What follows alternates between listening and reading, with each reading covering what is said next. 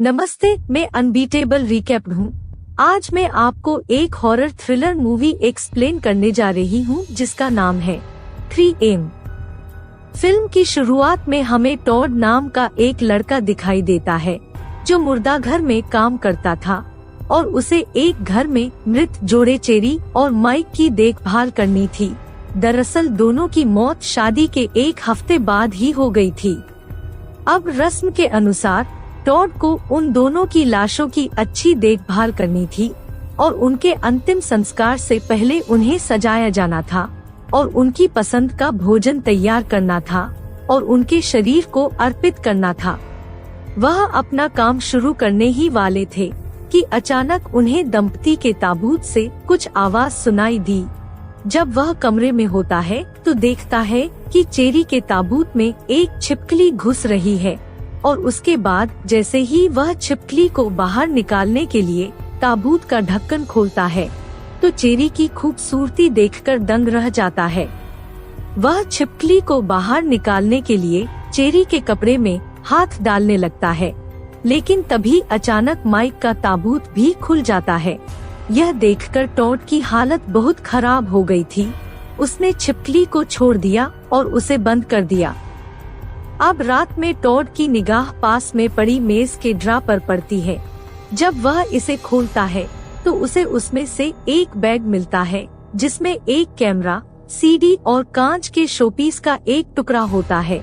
अब बैग खोलते समय शोपीस का टुकड़ा टॉड के हाथ से बिस्तर के नीचे गिर जाता है, लेकिन टॉड जैसे ही उसे उठाने के लिए बिस्तर के नीचे अपना हाथ डालता है, वह शोपीस अपने आप गायब हो जाता है। टॉड सोचता है कि शायद वह टुकड़ा बहुत नीचे चला गया है, इसलिए वह बैग से मिली सीडी को चलाने की कोशिश करता है, लेकिन दुर्भाग्य से वह सीडी नहीं चली। अब वह कैमरे की जांच करता है जिसमें चेरी और माइक की सगाई की तस्वीरें थीं। जैसे ही वह तस्वीर को स्क्रॉल करता है उसे अचानक एक बड़ा झटका लगता है, क्योंकि उसकी सगाई की तस्वीरों के बाद चेरी की तस्वीरें आती हैं, जिसमें वह बहुत घबराई हुई थी और कुछ तस्वीरों में उसके हाथ बंधे हुए थे। यह देखकर टॉड समझ गया कि वह चेरी को बहुत टॉर्चर करता था। उसके बाद वह उसकी तस्वीरें भी क्लिक करता था। अभी वह सब कुछ समझ रहा था, तभी उसे अपने दरवाजे के हैंडल पर एक धागा लटका हुआ मिला, जिसके पीछे चलकर वह चेरी के कमरे में पहुंचता है।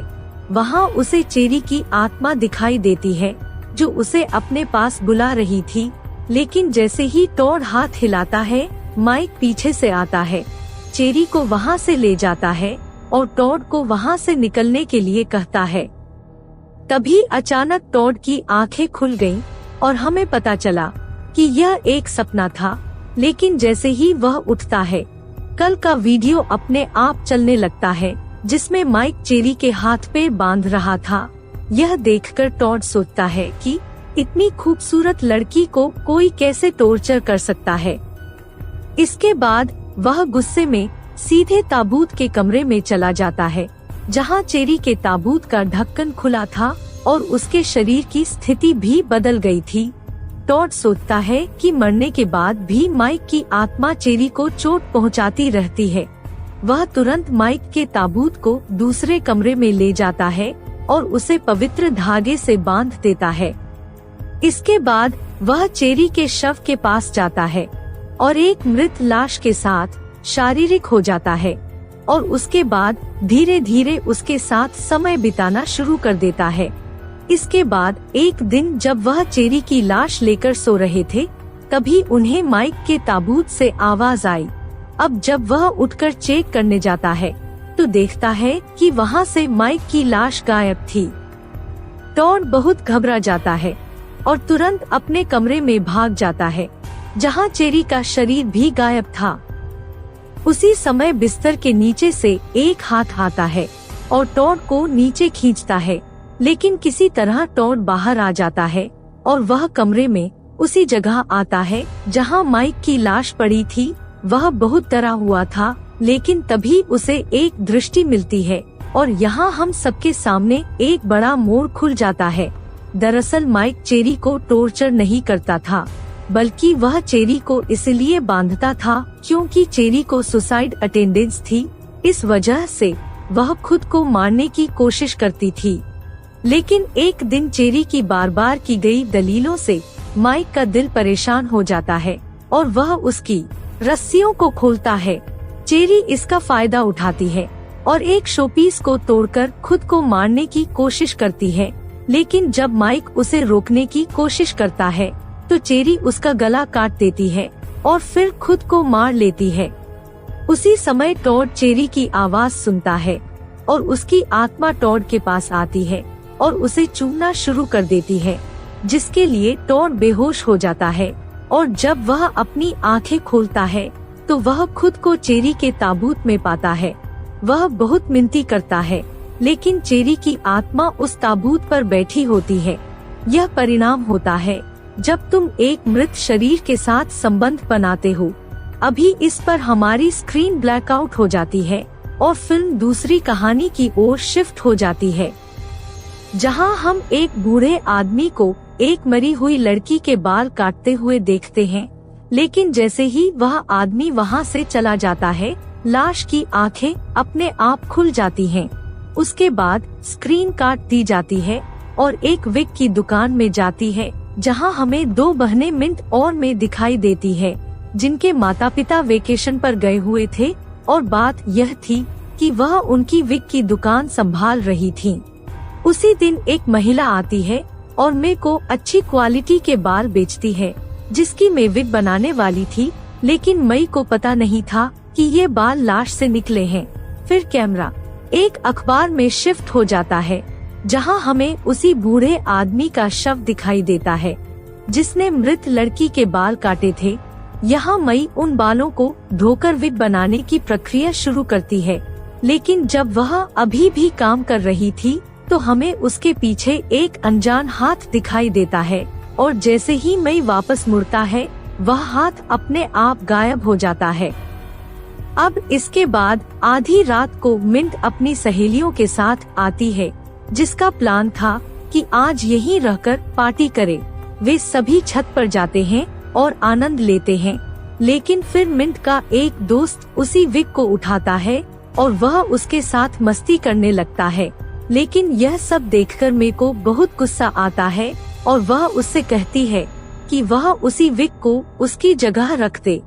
फिर जब लड़का विग नीचे रखने के लिए जाता है, तभी विग से दो हाथ निकलते हैं और उसके चिल्लाने से कैमरा मिंट और मे के ऊपर शिफ्ट हो जाता है, जो उसकी चीख सुनकर नीचे भाग जाते हैं।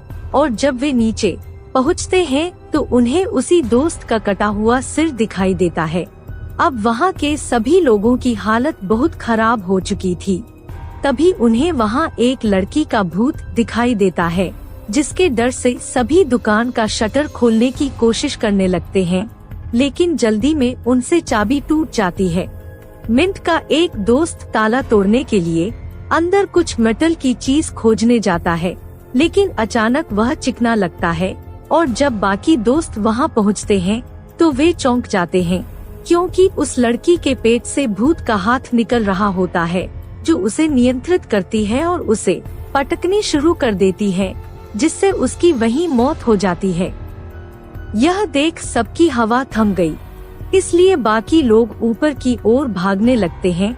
लेकिन साथ ही मिंट का दोस्त भी उनसे अलग हो जाता है और उस इलाके में पहुंच जाता है जहां सारे विग रखे हुए थे। उसी समय अचानक वह भूत उसके सामने आ जाता है और उसे डराता है, जिससे वह पास में पड़े एक कांटे के बोर्ड पर गिर जाता है और उसकी भी वही मृत्यु हो जाती है।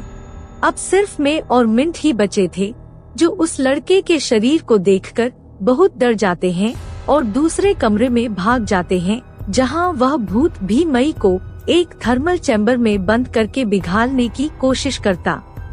मिंट ने दरवाजा खोलने की बहुत कोशिश की, लेकिन वह दरवाजा नहीं खोल पाई। लेकिन अंदर तापमान इतना बढ़ जाता है कि चेम्बर का शीशा अपने आप टूट जाता है, जिससे मिंट भी गिर जाता है। लेकिन मई हमें कहीं दिखाई नहीं देता। अब अगली सुबह अपने पिता और माँ की आवाज सुनकर मिंट की आंखें खुल जाती हैं। वह अपने माता पिता को देखकर सब कुछ बताने की कोशिश करती है, लेकिन उसके माता पिता उसकी बातों पर ध्यान नहीं देते हैं और हमें दिखाया जाता है कि मिंट के पेट के अंदर एक कांच घुसा हुआ होता है। दरअसल बीती रात कांच लगने से उसकी मौत हो गई थी। यहाँ में अपने माता पिता को गले लगाती है। जब कैमरा मई की ओर शिफ्ट होता है तो हम देखते हैं कि वह आत्मा मई में घुस चुकी थी।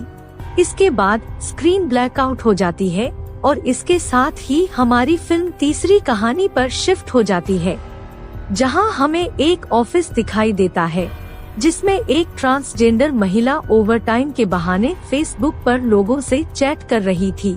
फिर अन्य कर्मचारी अपने घर की ओर जाने लगते हैं।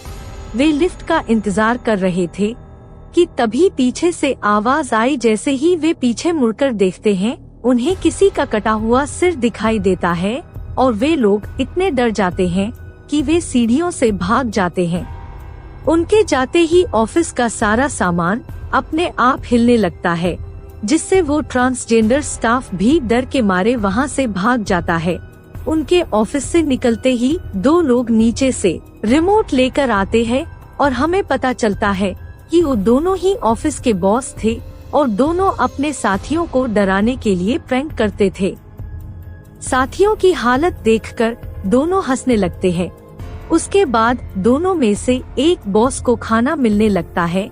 तभी कर्मचारी उसे प्रैंक कर डराने की कोशिश करते हैं, लेकिन बॉस उन्हें आसानी से समझ लेता है और छापा मार देता है।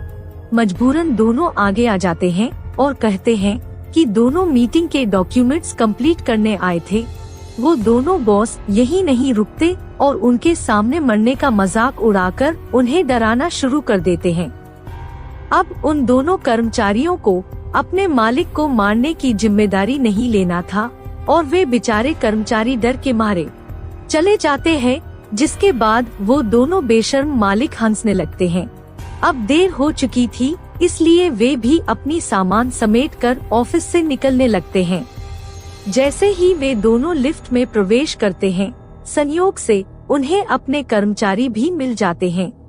वे दोनों अंदर जाते हैं, लेकिन तभी सिक्योरिटी गार्ड का फोन आता है और वह कहता है कि उन्हें अपने कर्मचारी का शव मिला है।